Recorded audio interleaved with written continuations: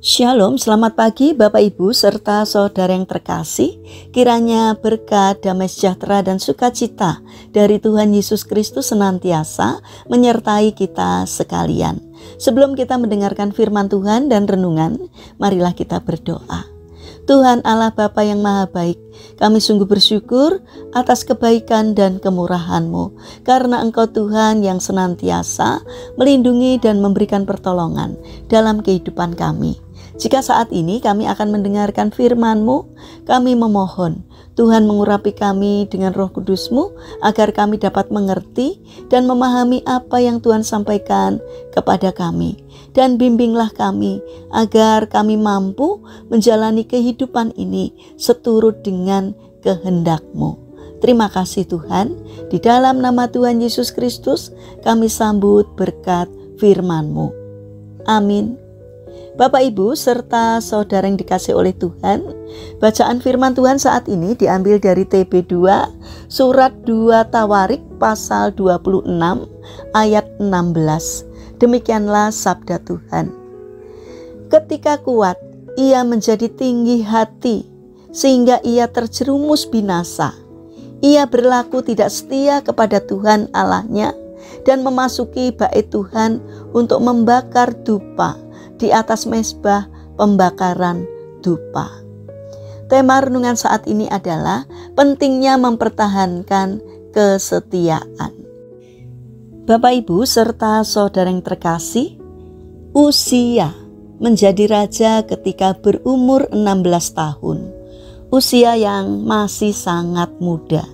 Tetapi ia berhasil menjalankan tugasnya sebagai pemimpin bangsa Israel sehingga namanya terkenal. Dalam ayat 5 menjelaskan rahasia keberhasilannya. Ia mencari Allah selama hidup Zakaria yang mengajarnya supaya takut akan Allah. Dan selama ia mencari Tuhan, Allah membuat segala usahanya berhasil.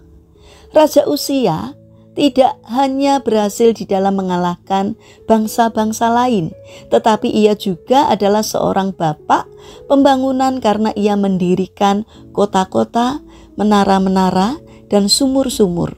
Ia juga seorang bapak peternakan karena banyak ternaknya.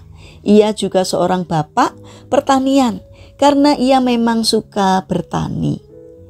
Raja Uzia juga seorang ahli strategi perang dan memiliki tentara yang banyak. Ia juga seorang pencipta alat-alat perang. Pada ayat ke-15, firman Tuhan mengatakan bahwa Tuhan menolong Raja Uzia secara ajaib sehingga ia menjadi kuat dan namanya termasyur. Tetapi ayat berikutnya sungguh mengagetkan karena setelah posisinya menjadi kuat, Raja Uzia berubah menjadi orang yang sombong. Ternyata raja yang suka mencari dan mengandalkan Tuhan sejak masa kecilnya, setelah berada di puncak karirnya, berubah setia kepada Tuhan. Ia menjadi sombong dan merasa layak untuk memasuki bait Tuhan serta membakar ukupan di atas mezbah pembakaran ukupan yang seharusnya hanya boleh dilakukan oleh imam-imam keturunan Harun yang telah dikuduskan oleh Tuhan. Bapak Ibu serta saudara yang terkasih, renungan hari ini mengingatkan kepada kita bahwa seringkali titik puncak menjadi titik balik kehidupan. Ketika seseorang telah mencapai posisi yang tinggi, hidupnya diberkati secara berkelimpahan, semuanya serba ada. Ketika itu juga ia justru akan merosot turun. Tadinya ketika ia berada dalam keadaan pas-pasan atau kekurangan, posisinya masih di bawah. Ia begitu rajin mencari Tuhan, rajin melayani, mau mengorbankan apa saja bagi Tuhan. Tetapi setelah hidupnya senang dan mapan, ia meninggalkan Tuhan. Ia tidak pernah lagi melayani, bahkan sudah jarang berbakti ke gereja. Tadinya ia berkata, lebih baik 1 hari di pelataranmu daripada 1000 hari di tempat lain. Sekarang ia berkata, lebih baik berada di toko daripada di gereja. Hari Minggu, toko paling ramai. Tadinya ia berkata, berbahagialah orang yang tidak berdiri di jalan orang berdosa. Tetapi sekarang ia berkata, enak juga di sini, di bawah gemerlap lampu-lampu disko, musik hingar-bingar, dan berada di tengah-tengah pecandu dan pengedar narkoba. Bapak, Ibu, serta saudara yang terkasih, Tuhan memang menginginkan semua kita diberkatinya, menjadi kepala dan bukan ekor, tetap naik dan tidak turun.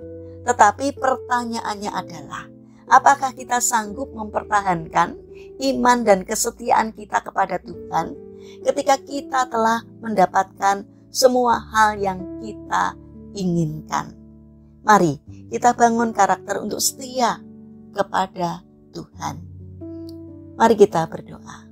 Tuhan Yesus yang Maha Baik, ajarilah kami untuk setia kepadamu, bukan hanya saat Engkau memberkati kami, tetapi juga di saat hidup kami berjalan tidak seperti yang kami kehendaki. Bapa yang Maha Baik, kami mendoakan bagi mereka yang mengalami permasalahan dan kesulitan hidup.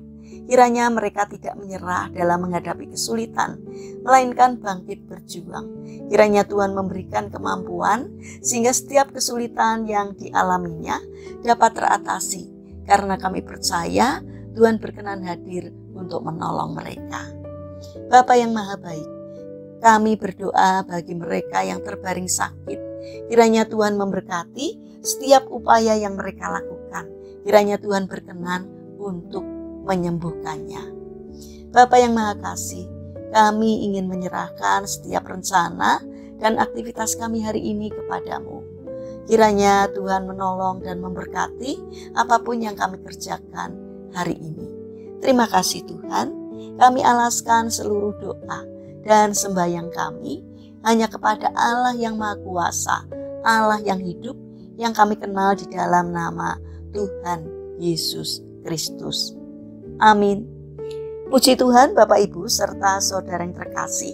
Kiranya firman Tuhan dan renungan hari ini dapat menjadi berkat bagi kita semua. Haleluya.